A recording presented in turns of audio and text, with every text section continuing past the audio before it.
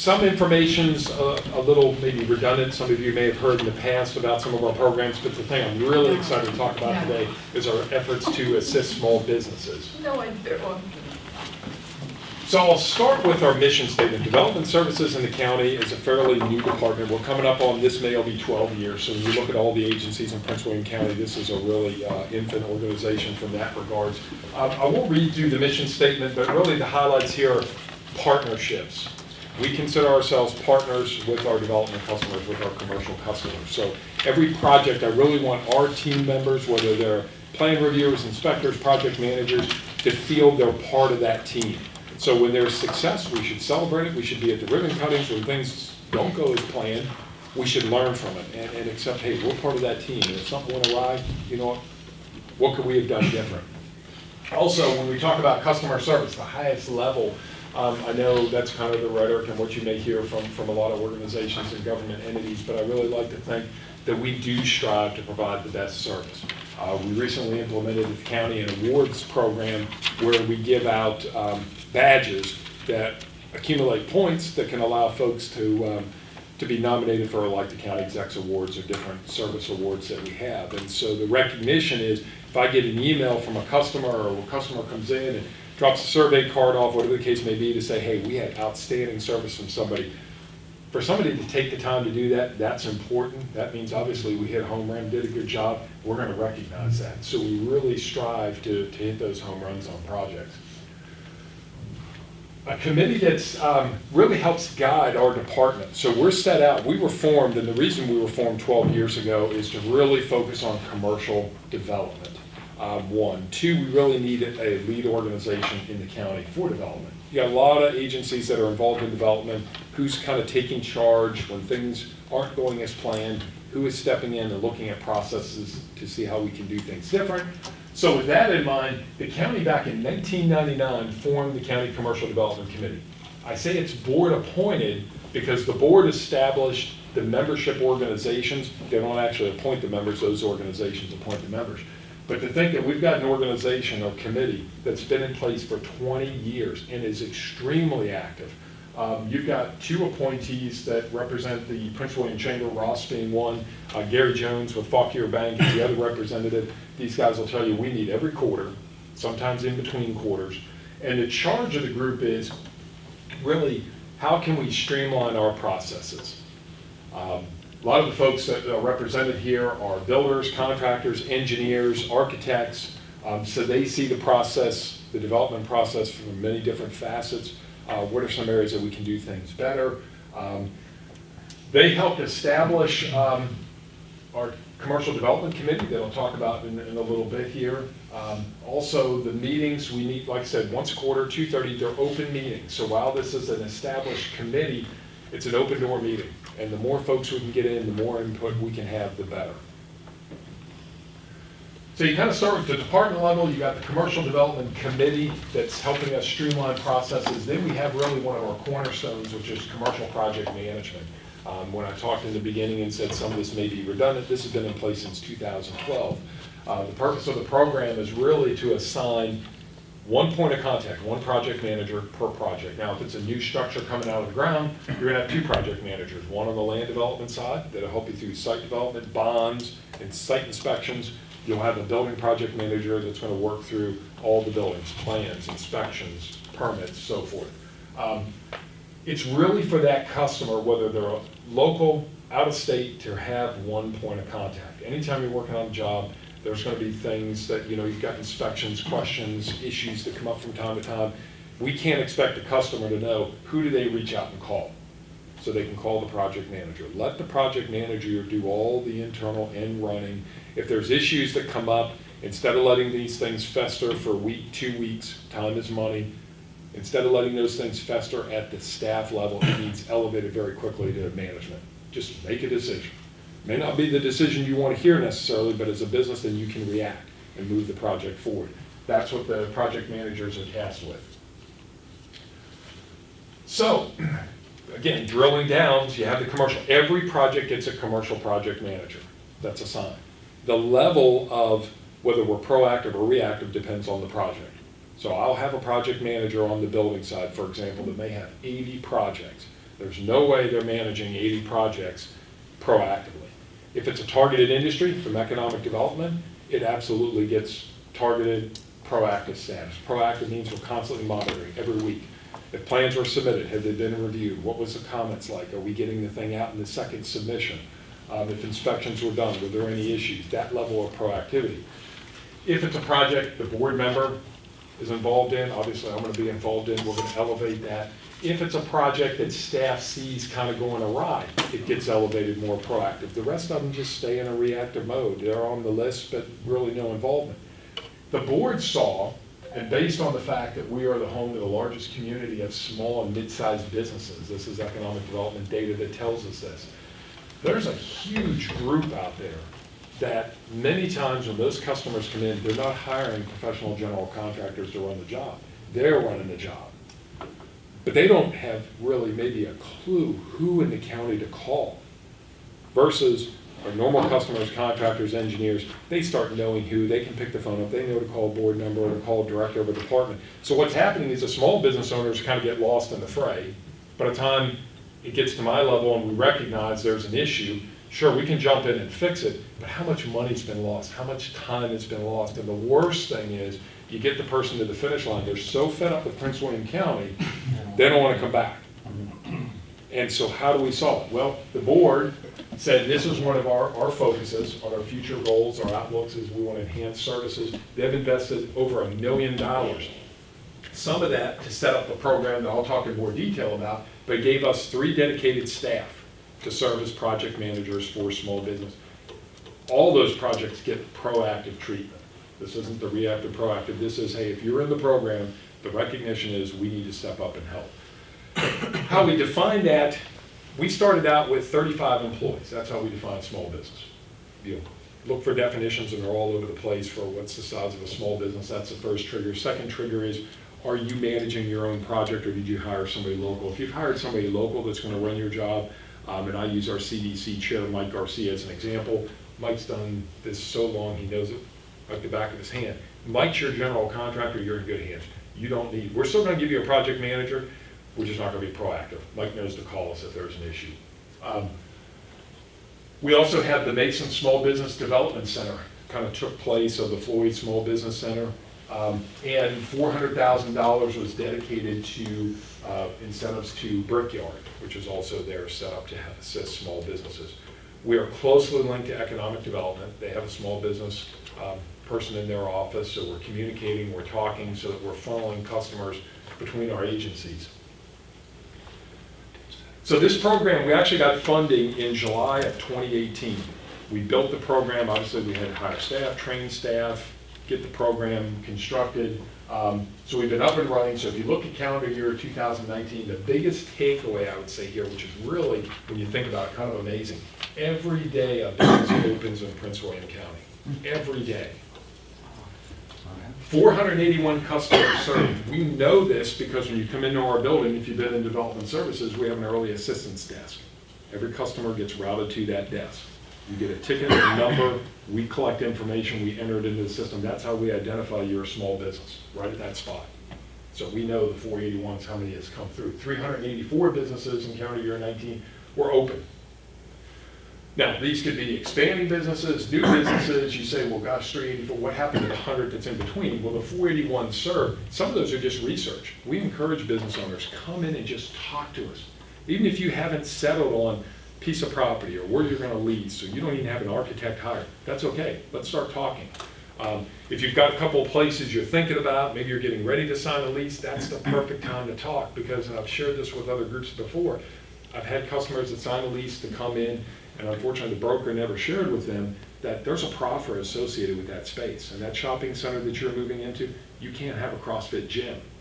And they just don't shoot your lease. We can't even let them in. I mean, so we can do that research for you. So part of that is, it could be customers just research. It could be customers that they want to move into space and they know they got to submit a tenant layout plan, so they got to hire their architect, they got to submit their plans, permits, and so there's going to be a lag time to get the construction done. Of the 384 in the bottom left corner, there are 143 were existing businesses expanding. 208 were new businesses. One of the things that I'll show you, because if you say, well, what's the other, the 33 other? One thing that we are jumping into, and this nice chart that you see here is the work of Ginny Person. Ginny was in economic development, as was George Harbin. They recently joined our department. So we're trying to also change and market what we do. We're very good at just crunch numbers, we do inspections, we do plans. We don't market, that's economic development. They go out and tell the good things the county's doing. We really don't do that. But we need to change that mindset, because a lot of the stuff that we do, we need to get to business owners to let them know that it's just not economic development marketing what we do, but you actually have the regulators, the ones that usually are going to be the ones pushing books in front of you saying, well, here's why you can't do what you want to do. Yeah, there's regulations, but we are here to help you. And we need to market what this is. And so one thing we're learning is all our reports, all our data isn't really set up to market. It's just the bare minimum that we need to manage. And so that other column is just where business owners didn't check or didn't feed information in, so we need to make the forms more user-friendly. We need to try to glean that information, because that's a great marketing piece. 300,000 square feet of occupied space, the 7.4 businesses. Now, some of those, again, could be expanding, so maybe they closed their doors here but relocated here, so it's not necessarily a new check of a new business, but they've expanded. They're opening. So as I just said, part of our marketing, we're setting up a marketing and communications. That's the role that Ginny is playing. We've got a whole process action team. We're looking at different strategies. We actually had, as we were driving over, we were sharing that we just sent out our first couple of tweets. I promised my wife I am not a technology person. I said, the great thing about my job is I don't have to deal with tweets and all. Well, here we go. They've drugged me into the media area. So we also had a great press release, which I believe is around the tables. Well, just at the back. In the handout, okay. Which Ginny helped put together. Again, getting the word out. Because I may share with the board, hey, we had those numbers I shared with you, but isn't that something we need to get out into the business community, get to here to the chamber, that you all can share? Hey, the county is doing some great things. Look at the numbers, look at some of the processes they've put in place. And so we intend every quarter, so in April, we'll do something similar. We'll be sending something back to the board and to get this out. We now have a website, which actually has a small business page on it, and we're going to look to do some quarterly newsletters as well. So data for calendar year 20, I shared with you the 19 data. So for calendar year 20, again, the trend is continuing. So if you look at the business that are open, and you can kind of see year to date, you can see the January 19 comparing, and also with February, things are continuing to trend the way they should. Slogans, which again, Ginny is helping me with this piece here, is before you begin, check in for the small business owner. Everyone knows the Miss Utility. Before you dig, you must call Miss Utility. That's been pounded in. Everyone gets it. What we're trying to say to the small business owners, call us. I think sometimes people feel like unless I have a plan to submit or a reason to come to the county, and we're telling you, come in early. We have no problem doing that research up front. There's no cost, although it isn't rolled up somehow in your taxes, but there's no direct cost when you come in. We want to meet with you. So the pens that are around the table, again, just something small that we're trying to get the word out. That's where before you begin, check in. Now drilling down again, so we talked about the department level commercial project management, small business program. Now we're drilling down very smaller agribusiness. So we kind of have a unique market here in the county. We have a number of breweries, wineries. We're getting more of the wedding event centers that are starting to crop up on ag property. And so George Harbin is becoming our in-house expert. He'll talk a little bit more about agribusiness, agritourism, because for us, a lot of that is exempt. So, for example, a winery. These barns that are getting built that are very elaborate event centers are barns. They are exempt under the building code. So the building official will write the letter to basically say you are exempt. So think about the next time you're in one of these two-level barns and you're out on the big deck and you're standing there, what's the only exit? One exit, and that's back through the main building. Well, that's because a lot of them aren't regulated under the building code. But that being said, these owners come in, many of them, they don't have a clue on all the different processes involved, whether it's state processes, federal processes. So George started putting together a flow chart. Again, I don't want to steal his thunder, but one of the things you'll see is it can be daunting when you look at this. What we're trying to do is, again, help that small business owner. We're trying to develop relationships with the ABC, So if an owner says, I can't get anyone to respond, if we have that relationship, we can reach out and help the business owner. The regional collaboration, what we're trying to do is I've got a group of directors from Stafford, Loudoun, Fairfax, Arlington that meet on a regular basis, and so we're trying to benchmark the breweries and the wineries. And obviously Loudoun kind of being the lead on that, what is it they're doing? Are there regulations we have in place that we should recommend to the board roll back? And a lot of that would be, say, on the zoning side of things they can and can't do. So we're always looking for input. As I said, you have 2 representatives on the County Commercial Development Committee that are right here in the chamber. We'd love to know thoughts, if you're hearing things, how you can do things better. We also do a lot of work with NAIOP. Meet with them on a regular basis, members of NAIOP, so anyone here that's also a member of NAIOP that can get some of that input out there, we'd appreciate that. Again, I'll put in a plug, April 15th will be our next Commercial Development Committee meeting at 2:30 in Development Services. As I said, it's an open meeting, so please feel free to join us. And with that, I'm going to turn it over to George. Thanks. You were seeing the difference between someone that spent his life in research and someone that spent his life in marketing. Agribusiness in Prince William County was the only thing I had on that sheet. Jenny came in and said, as a communications person, how do we get more people interested? How do we keep them engaged? And you're going to see my answer to that. That's it. Start reading, folks, or I'll read to you. Actually, I'm not going to. This is mainly for research purposes, and this is to basically tell you all why is the number in this state 413 so important? 413 this year means something very important. What is it? It is the year the first permanent settlement happened in this state. And from that, we became an agricultural state. And what you have seen through those 400 years is the power and respect that this state has for agribusinesses. It's like Wade said, if you have land that's zoned agribusiness, you can pretty much do whatever you want to on it for the past 300 plus years, 400 plus years. We let you do whatever you want to. There was no zoning, there was nothing. You could do whatever you want to build on if you were farming. Okay? And this just gives you, and what we're seeing is the industry changing into agritourism. It's not strictly, I'm growing crops. It's now, I want to maximize my investment because I'm not growing crops 12 months a year. I want to do something else on there that's going to get even more people in there, and I can make money on. Hence the birth of agribusiness. And this is agritourism. And how we define it. The only thing I want you to look on that is that it says wineries. And the only thing on this one, and the most important phrase in zoning, is permitted by right. And that means you can do that on your site. There's no regulations per se that you have to adhere to, like a special use permit. You want to put a winery on your site, you can put a winery on your site. And that's, just forget that stuff. That's just, I'll get to that later. This is the flow chart Wade was talking about. Now, most states and counties, when they do a flow chart, it's strictly their flow chart. And when you've seen a county flow chart do this, it says, here's what you have to do to be a winery in the county. But what about state? I don't know. What about federal? I don't know. Not concerned about it. What we decided to do was to show the farmers here the entire process you have to go through to establish a winery or a brewery.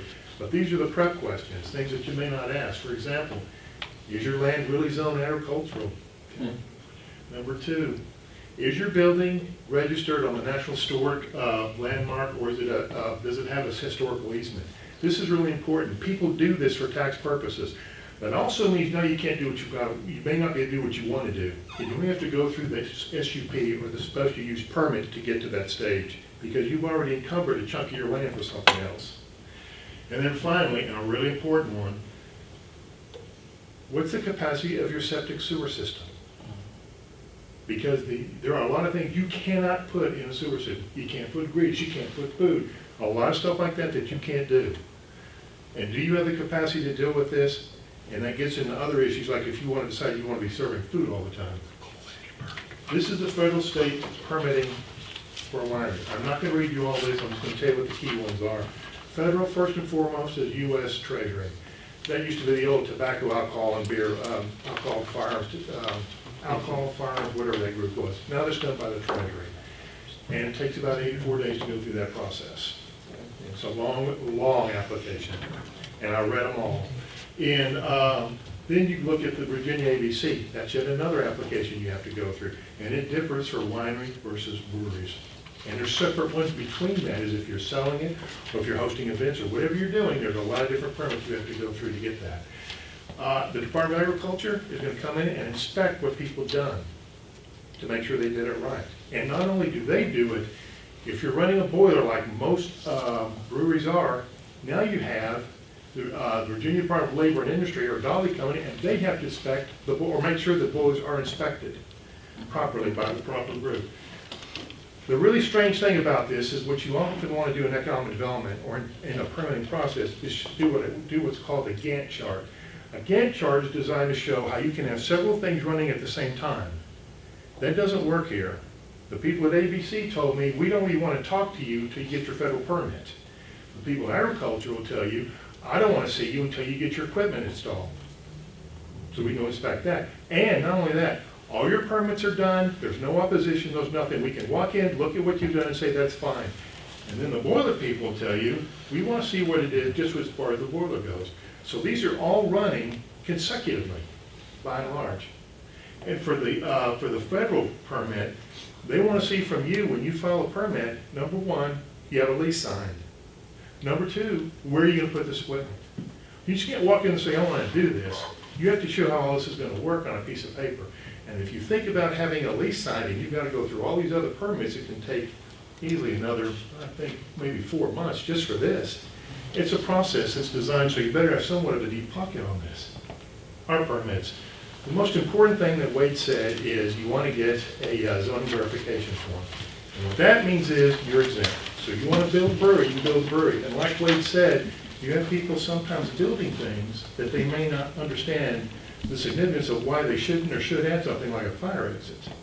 Now, a change happened to the farming industry about 5 years ago maybe, and that was stormwater and erosion management. If anybody on any piece of land disturbs 2,500 feet of property, you put a building up, you put a gravel driveway down, anything, you have to get a site plan. And that's everybody. Farmers, anybody that does that. And that's something new, and we're having to educate the farm industry on that too, by the way. Do you have a question? No. Okay, I'm sorry. Thought I saw you raise a hand. Huh. And that's the other thing that we're contending with is a lot of the farmers are not really aware of what they have to be doing or what they should be doing. So we're trying to make it as easy as we can for them to know, here's where you go, here's how it works, here's the process in general, and we will help you with this if we have to. I've already helped one business 5 or 6 times with the ABC questions. Can we do this? Can we do that? We did this here, can we not do that here? That type of thing. And that's fine, I'll keep doing that all day. But it's because it is a different process for most people to go through if you're not familiar with it. I promise mine to be short and sweet because I prefer to hear y'all's questions. Don't forget our logo. Anything y'all want to ask?